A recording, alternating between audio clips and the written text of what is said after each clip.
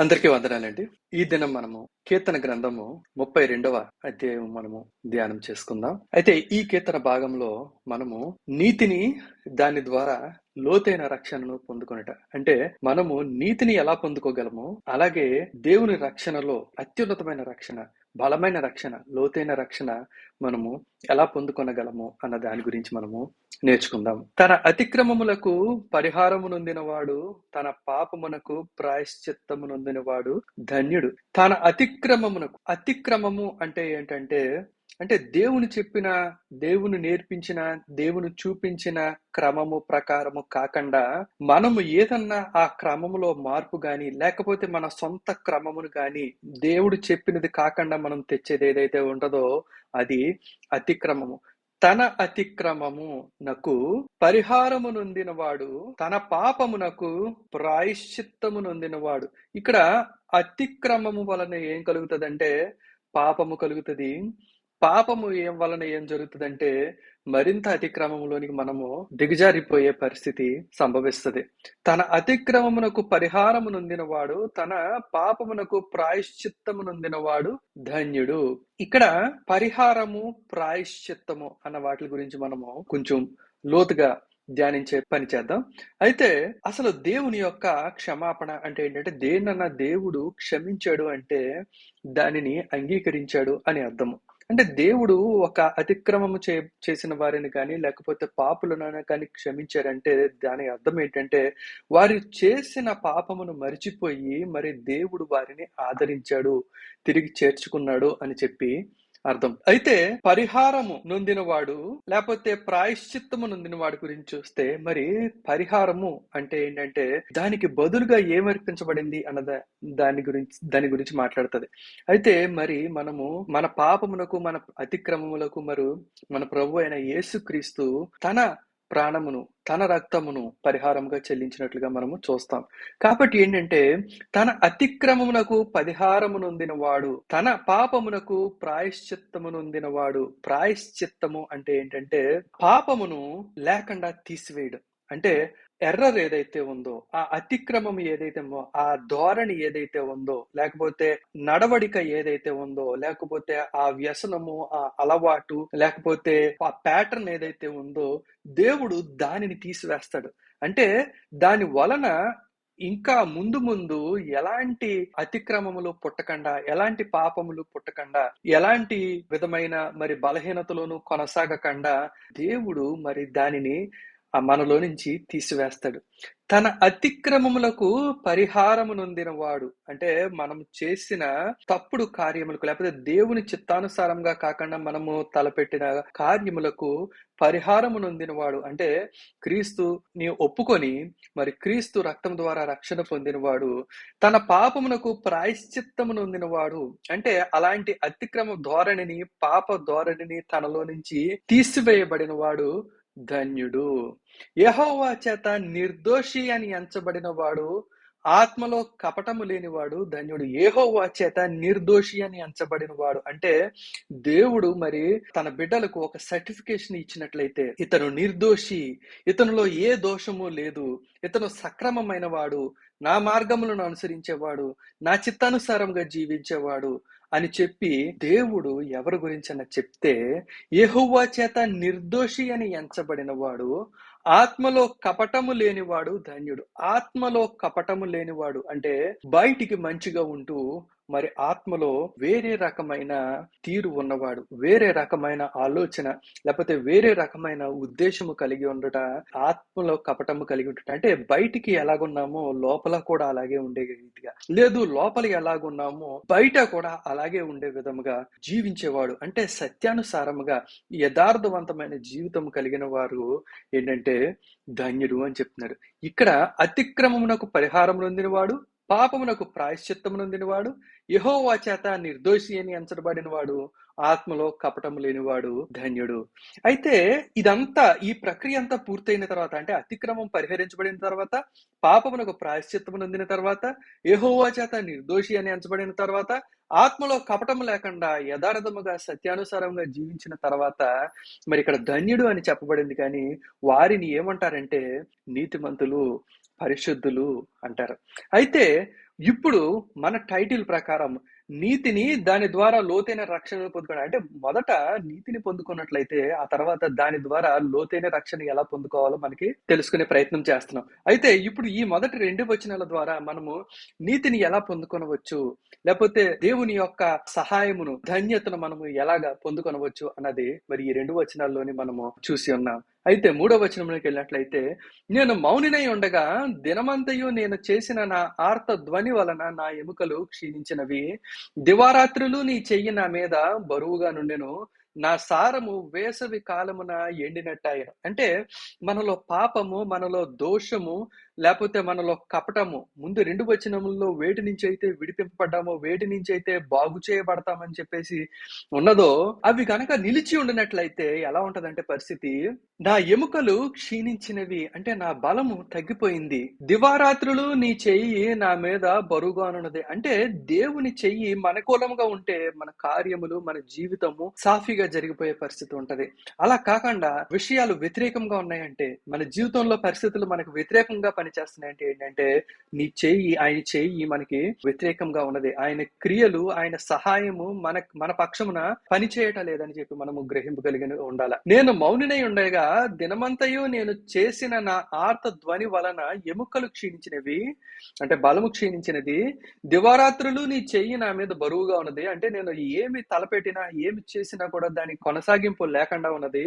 నా సారము వేసవి కాలమున ఎండినట్టాయెను. అంటే నేను గతములో ఫలించిన ఫలము కూడా ఫలించలేకుండా మరి వేసవి కాలమున ఎండినట్టాయెను. అంటే అంతా కూడా సారము లేకుండా ఎండిపోయిన రీతిగా ఉంది.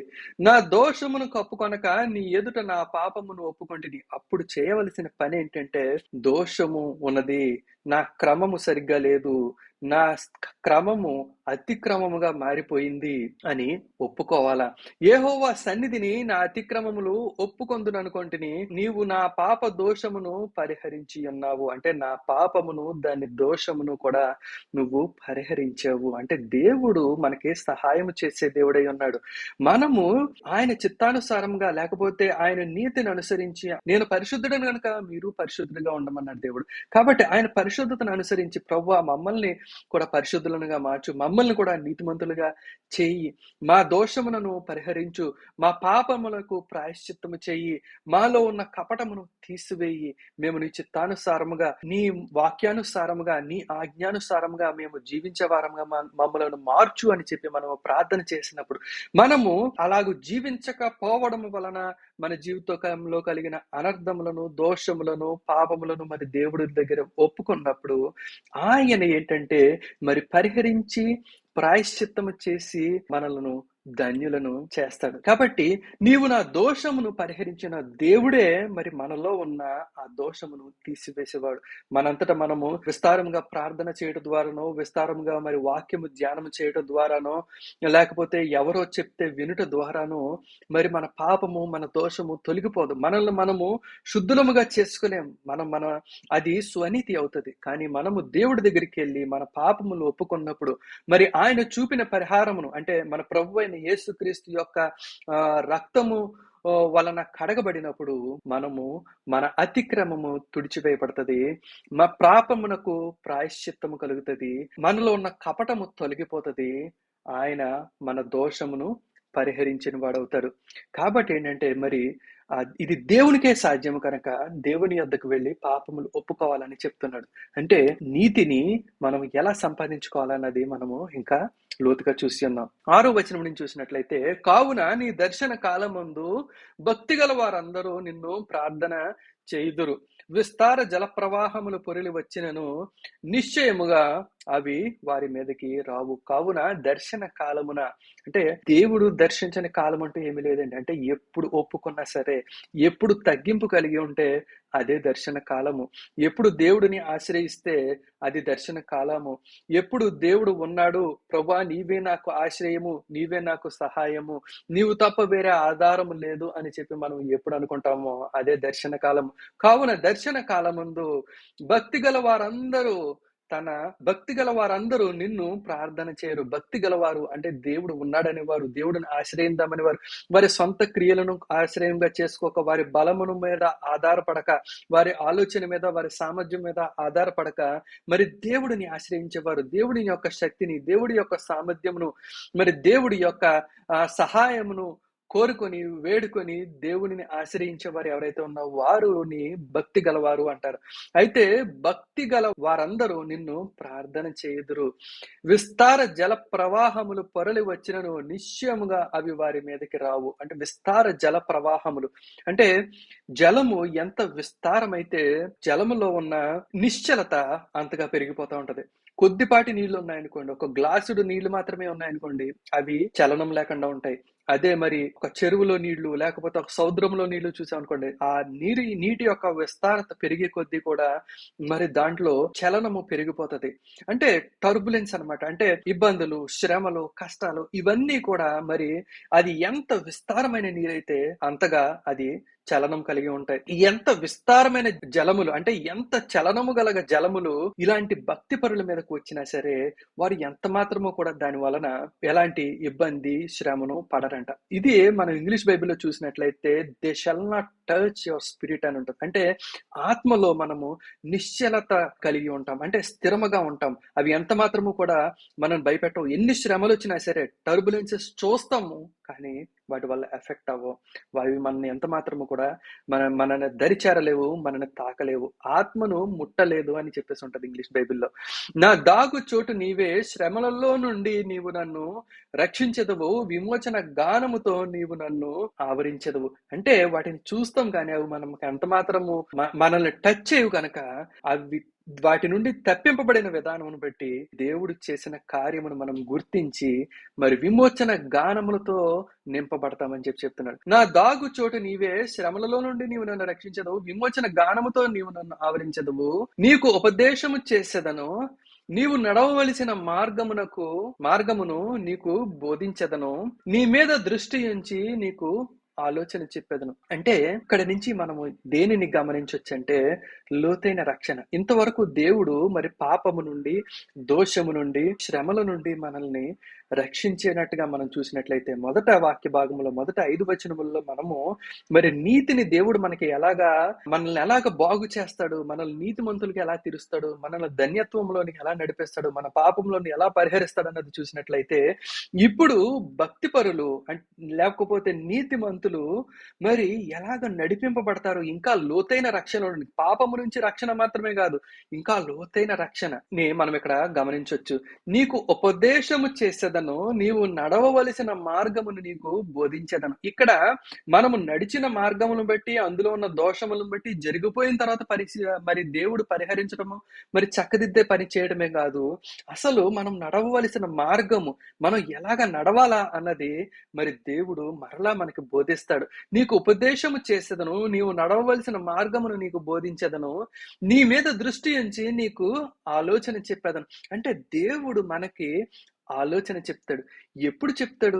ఇది మనకి పాపమును ఒప్పుకొనక ముందు ఇది కలగదు కానీ మరి పాపము ఒప్పుకొని పరిహరింపబడి ధన్యులముగా ఎంచబడి ఆయన ఎన్నికలో ఉన్నవారమైతే ఆయన మనకి ఇటు భాగ్యము మనకి కలుగు చేస్తాడు, మనకి ఉపదేశం చేస్తాడు, మన మీద దృష్టి ఉంచి మనం నడవాల్సిన మార్గం. అంటే ప్రతి అడుగులోనూ ఒక మార్గంను చెప్పేసి వదిలేయడం కాదు కానీ ప్రతి అడుగులోనూ కూడా మరి దేవుడు ఏ అడుగు ఎక్కడ ఎలాగా వేయాలన్నది అత్యధికమైన దృష్టి కలిగి మన పట్ల మరి అత్యంత సన్నిహితమైన సహాయము దేవుడు మనకి అనుగ్రహిస్తాడు. మరి ఇది లోతైన రక్షణ కదా? ఇది బుద్ధి జ్ఞానములు లేని గుర్రముల వలెనైనను కంచెర గాడిద వలెనైనను మీరు ఉండకుడి, అవి నీ దగ్గరకు తేబడినట్లు వాటి నోరు వారుతోనూ కళ్ళెముతోనూ బిగింపవలను. అంటే మనంతట మనముగా వెళ్ళి దేవుణ్ణి ఆశ్రయించి దేవుడి నీతిని పొందుకోవడము, దేవుడి వలన పరిహారమును పొందుకోవడము, అలాగే ఇంకా లోతైన మార్గంలో నడిచి దేవుని సాన్నిహిత్యంలోనికి వెళ్ళి మరి ఆయన ఉపదేశమును మరి ఆయన నడిపింపును కలిగి ఉండడం అనేది గొప్ప భాగ్యము. అలాగా కాకుండా అయితే మనము మనుషులము కాబట్టి, మనము జ్ఞానము కలిగి, బుద్ధి జ్ఞానములు కలిగి, మరి మనుషులలాగా ప్రవర్తించిన వారమైతే ఈ రకంగా చేస్తాము. అదే మనకి బుద్ధి జ్ఞానము లేని గుర్రముల్లాగా, కంచెరగాడిదలాగా ఉండవద్దు. మీరు ఆలోచన కలిగి ఉండండి. నా లోతైన రక్షణను పొందుకోండి. నా నీతిని పొందుకోండి. నా ద్వారా నీతిమంతులుగా మారండి అని చెప్పేసి దేవుడు అంటున్నాడు. మరి ఇది గొప్ప భాగ్యము కాదా? మనలను బాగు చేసి, మీరు బాగుపడితే నేను మార్గం చూపిస్తానంటలేదు. మీరు నా దగ్గరకు వస్తే నేను మిమ్మల్ని నీతిమంతులుగా మారుస్తాను. మీరు ఇంకా విధేయులు కలిగి ఉంటే, మీరు భక్తి కలిగి ఉంటే, భక్తి జీవితంలో కొనసాగిన వారైతే మరి మిమ్మల్ని ఇంకా అత్యున్నతమైన రక్షణలో ఎక్కడా పడిపోకుండా, ఏ దెబ్బ తగలకుండా, ఏ శ్రమ రాకుండా మీ మీద దృష్టి ఉంచి మీకు ఉపదేశం చేసి నడిపిస్తానని చెప్పేసి అంటున్నాడు. 10వ వచనంలో చూసినట్లయితే, భక్తిహీనులకు అనేక వేదములు కలుగుచున్నవి, యెహోవా యందు నమ్మిక ఉంచు వానిని కృప ఆవరించుచున్నది. యెహోవా యందు నమ్మిక ఉంచిన వారిని, అంటే భక్తిహీనులు అంటే దేవుడు లేడనేవారు గాని, లేకపోతే దేవుడిని ఆశ్రయించిన వారు గాని, వాళ్ళ సొంత సామర్థ్యం మీద, సొంత శక్తి మీద, సొంత ప్రయత్నం మీద ఆధారపడి ఉండేవారు గాని భక్తిహీనులుగా ఎంచబడతారు. భక్తిహీనులు అనేక వేదనలు కలుగుచున్నవి, యెహోవా యందు నమ్మిక ఉంచు వానిని కృప ఆవరించుచున్నదండి. అంటే కృప అంటే ఆయన సహాయము, మరి ఆయన యొక్క ఎన్నిక, ఆయన యొక్క మహిమగా మనము మరి బైబిల్లో చూడవచ్చు. అయితే అలాంటి కృప, ఆయన నడిపింపు ఆవరిస్తుందంట. అంటే అన్ని ప్రక్కల నుంచి కూడా మన ముందు, మన వెనక, మన పక్క, మన పైన అంతా కూడా మరి కృపతో ఆవరించబడి అత్యున్నతమైన నడిపింపులో మనము నడిపింపబడతాం. నీతిమంతులారా యెహోవాను బట్టి సంతోషించుడి, ఉల్లసించుడి, యథార్థ హృదయులారా మీరందరూ ఆనందగానము చేయుడి. మరి దేవుని చేత ఇలా నడిపింపబడినప్పుడు మన నడవడి ఎలాగుంటదంటే, మరి దావీదు మరి మొదట చెప్పినట్లుగా తన బలము, తన ఎముకలు ఎండిపోయినాయి అంట. ఫలము లేకుండా మరి ఎండాకాలము ఎండిపోయినట్టుగా మరి తయారయ్యడం చూస్తాం. అంటే మరి దేవుని నీతిలో మనం ఉన్నట్లయితే, దేవుని నీతిని పొందుకొని మనము ఆయన యొక్క నడిపింపులో నడిచిన వారమైతే మనకి శక్తి సామర్థ్యములు కలుగుతాయి. మనకి దేవుడే సామర్థ్యముగా ఉంటాడు. దేవుడు మనకి మార్గమును చూపిస్తాడు, మార్గమును తెరుస్తాడు. ఆ మార్గంలోకి మనల్ని స్థిరపరుస్తాడు. మనకు కలిగిన అడ్డంకులను తొలగిస్తాడు. నీతిమంతులారా యెహోవాను బట్టి సంతోషించుడి. కేవలము నీతిని బట్టే సంతోషించడం కాదు కానీ, ఆయన మన అనుదిన జీవితంలో దేవుడు చేసే సహాయమును బట్టి, దేవుడు చేసిన అనేకమైన గొప్ప మేలుని బట్టి మనం దేవుడిని బట్టి సంతోషిస్తాము. యెహోవాను బట్టి సంతోషించుడి, ఉల్లసించుడి, యథార్థ హృదయులారా మీరందరూ ఆనందగానము చేయడి. అంటే ఆనందగానము చేస్తాము దేవుడు చేసిన మేలులను బట్టి, ఆయన చేసిన కార్యములను బట్టి. ఎందుకనంటే ఇట్లాంటి దేవుడు మరి ఎక్కడా లేడు కనుక, మనల్ని చక్కదిద్ది బాగు చేసి, మనకి ఉపదేశం చేసి, మనలో మనం వేసే ప్రతి అడుగును కూడా అత్యంత ఆసక్తిగా, శ్రద్ధగా, ప్రేమతో, జాగ్రత్తగా, ఏ అపాయము కలగకుండా నడిపించే దేవుడు మరి ఎవరు లేరు కనుక, ఇట్లాంటి దేవుడిని కలిగి ఉన్న మనము నిజముగా ధన్యులము. నీతిని, దాని ద్వారా లోతైన రక్షణను పొందుకునే విధానము మనం ఇప్పుడు చూసి ఉన్నాం. మరి ఈ వీడియో మీ అందరికీ కూడా ఆశీర్వాదకరంగా ఉన్నదని నమ్ముతున్నాను. ప్రత్యేకమైన ప్రార్థన అవసరతలు ఏదన్నా ఉన్నట్లయితే మరి కామెంట్స్ ద్వారా తెలియజేసినట్లయితే మీ గురించి ప్రార్థన చేస్తాం. ఇంకా మనము ఈ రోజు చేసిన ధ్యానములో ఏ వాక్యం అన్నా సరే దేవుడు మీతో ప్రత్యేకంగా మాట్లాడినట్లుగా అనిపిస్తే దానిని కూడా మీరు కామెంట్స్ ద్వారా తెలియజేసినట్లయితే దాన్ని బట్టి దేవుని స్తుతించి మీ కొరకు ఆ విధంగా కూడా ప్రార్థన చేస్తాం. మీకు నచ్చినట్లయితే ఈ వీడియోను లైక్ చేయండి, షేర్ చేయండి, సబ్స్క్రైబ్ చేయండి. దేవుడు మిమ్మల్ని ఆశీర్వదించును గాక. దేవుడు అనుగ్రహించిన ఆ నీతిని మీరు పొందుకొని అత్యంత లోతైన రక్షణలో మీరు నడిపింపును పొందుకొందురు గాక. ఆమేన్.